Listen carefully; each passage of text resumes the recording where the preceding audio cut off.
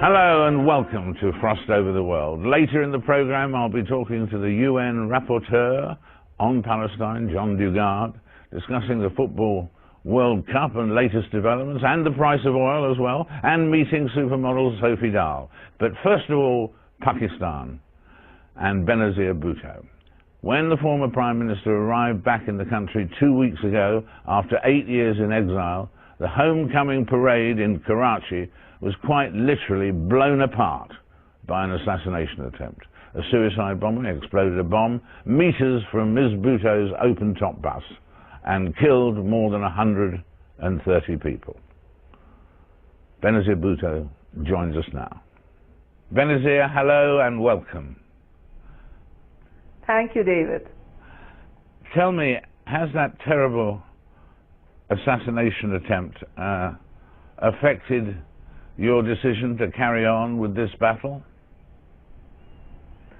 No, it's that horrific incident in which 158 innocent young men, a woman, a baby lost their lives has just made me more determined to continue.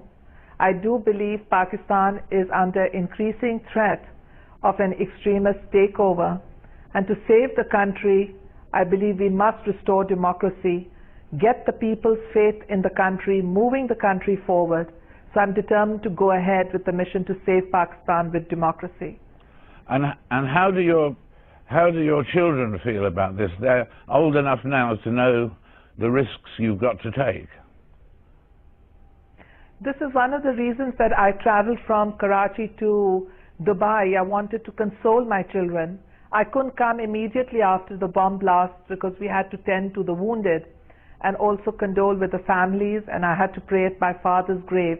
But I came here to be with them. They were asleep when the midnight blasts took place, and in the morning they got text messages from their friends saying, "We hope your mother is well." They were pretty upset.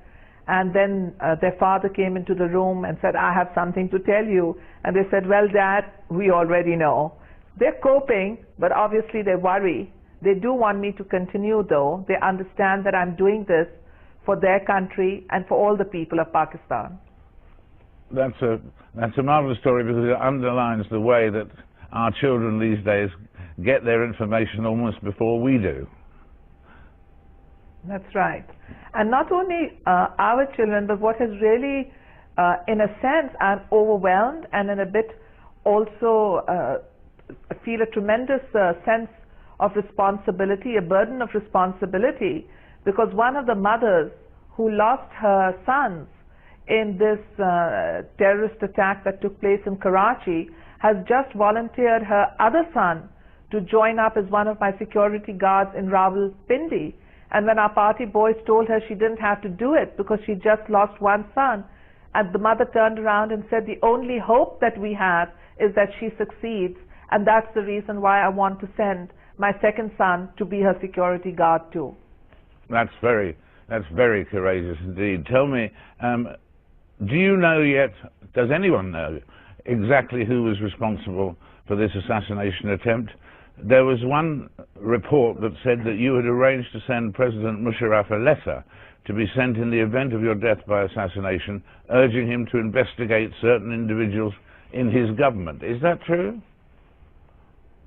Yes, it is true that I wrote to General Musharraf. I received information from General Musharraf that a friendly country had passed on to them the information that I could be attacked by a gang from the Afghan warlord Baitullah Masood, or by Hamza bin Laden, the son of Osama bin Laden, or by the Pakistani Taliban in Islamabad, or by a group in Karachi. So I sent back a letter saying that while these groups may be used, I thought it was more important to go after the people who supported them, who organized them, who could possibly be the financiers or the organizers of the finance for those groups. And I named 3 individuals who I thought were their sympathizers.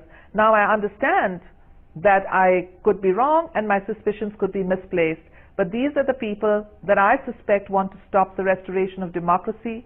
They want to stop my return because they know in 1993, when Pakistan was on the brink of being declared a terrorist state, I stopped the rise of terrorism, and they know that I can do it again. So I feel that these are the forces that really want to stop not just me, but the democratic process and the will of the people from triumphing. And in terms of these three people that you mentioned, were they members of or associated with the government? Yes, well, one of them is a very key figure in security. He's a former military officer.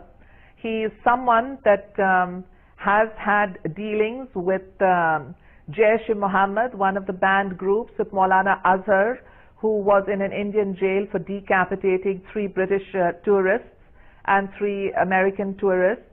And he also had dealings with Umar Sheikh, the man who murdered Osama bin Laden. Now, I know that having dealings with people does not necessarily mean direct evidence, but I also know that internal security has totally collapsed in Pakistan, and that internal security cannot collapse without there being some blind eye, if not collusion, being turned to the rise of the militants and militancy. Not only are our tribal areas out of our control, but even the beautiful valley of Swat is now under takeover by Islamists. So I would like to see a Pak-led police inquiry assisted by Scotland Yard or the FBI come in, use their forensic and scientific explanation to find out not only the perpetrators, but the financiers and the organizers of this heinous crime that killed 158 innocent people. And in terms of that terrible tragedy, have you actually spoken to President Musharraf since that? Yes, I have. He was very gracious. He had the Director General Inter-Services Intelligence ring me up the first evening to condemn the incident that had taken place. And he phoned me the next morning and he said that he and Prime Minister Aziz had been watching my reception from the beginning and were very sorry about the unfortunate blast that had taken place. And also he condemned the blast, he grieved with the families, he expressed his sorrow, but he was a bit worried that my party naming a security official could hamper that rapprochement process, and I assured him that it was not my intention to hamper the rapprochement process. I did want to see a peaceful transition to democracy through fair, free and impartial elections, but I also felt that it was important, A, to have an independent inquiry that gave me confidence, and B, to have impartial, politically neutral people in key positions in government in the caretaker or transitory period. You still feel that you can do business with President Musharraf? That hasn't been affected by this tragedy. The two of you could still work together? Well, David, I think we need to see this in ongoing negotiations. We both have the desire to work together, but while we have the principle sorted out, we really need to sort out the modalities. Because I'm asking myself how a PPP government, if the people of Pakistan elect us, can actually cope if we cannot have officials in our internal security who we feel have no links to militants and to their supporters. I'm just wondering that if I was the target of a horrific terrorist attack in which 158 people died, and I can't even file a police complaint because the government doesn't allow me to file it, then, well, would this rapprochement mean an effective transition, or would it mean a continuation of the status quo? I'm interested in an effective transition, and I'm willing to explore with General Musharraf the modalities in which that we can have such a transition, but I'm not willing to be the icing on the cake if it's a poisoned cake full of the kind of system that in the last 5 years has seen terrorism rise, not just in Pakistan, but its effects in nearby Afghanistan, on NATO troops, and even beyond in Europe. And in terms of what happens next, has there been any progress in terms of the thing about you being allowed to have, or anybody being allowed to have 3 terms in Pakistan as Prime Minister? Well, I have discussed with my party members what has been confidentially assured to us, but they know that we expect a resolution of this issue at the opportune time. But what I'm really interested right now is an investigation, a Pakistan police investigation assisted by the international community with the forensic skills to unmask the perpetrators, organizers, financiers and sponsors of this act of terrorism. I'm not saying this just because it was an attack on me. The locality where the Chairman Joint Chiefs of Army Staffs live was attacked 2 days back. An Air Force bus was attacked yesterday. People in marketplaces are killed. And unless we get to the financiers and the perpetrators and organizers, we're not going to be able to frighten them into accepting responsibility for their crimes. They don't accept. They kill people and they think they won't even have to go to jail. They won't have to answer before a judge, and that's wrong. And what about the situation? What if the Supreme Court say that the election of President Musharraf was valid, but he still kept wearing his army uniform? Would that be a problem for you?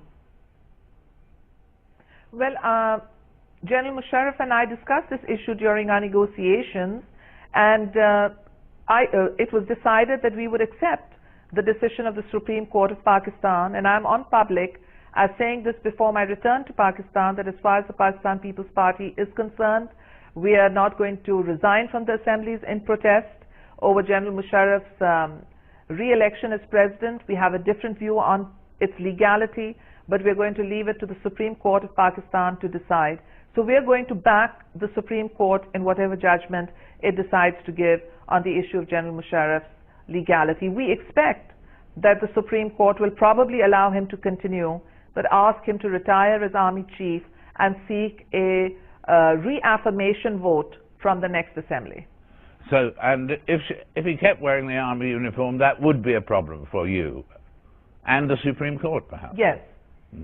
Yes. It would be a problem for me, for the Supreme Court of Pakistan.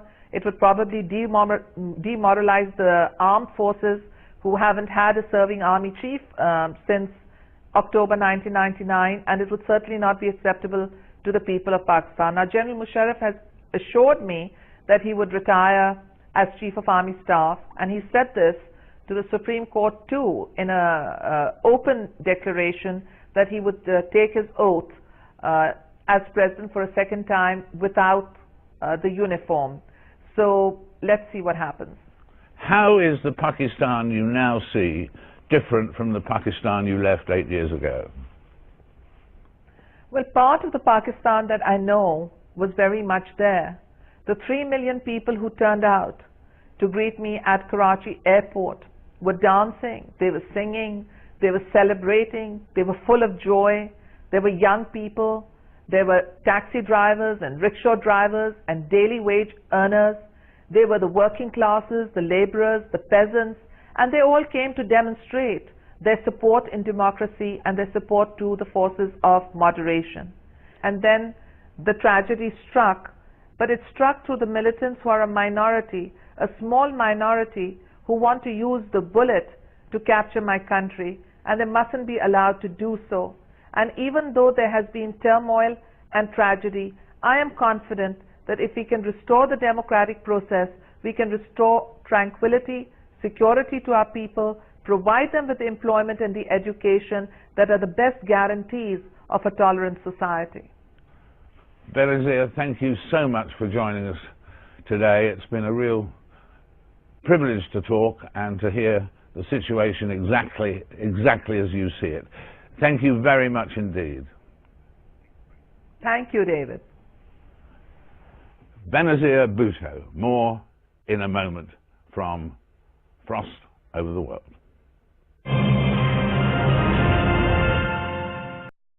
Of an extremist takeover, and to save the country, I believe we must restore democracy, get the people's faith in the country, moving the country forward. So I'm determined to go ahead with the mission to save Pakistan with democracy. And how do your children feel about this? They're old enough now to know the risks you've got to take. An assassination attempt, a suicide bombing, exploded a bomb meters from Ms. Bhutto's open-top bus and killed more than 130 people. Benazir Bhutto joins us now. Benazir, hello and welcome. Thank you, David. Tell me, has that terrible assassination attempt affected your decision to carry on with this battle? No, it's that horrific incident in which 158 innocent young men, a woman, a baby lost their lives has just made me more determined to continue. I do believe Pakistan is under increasing threat of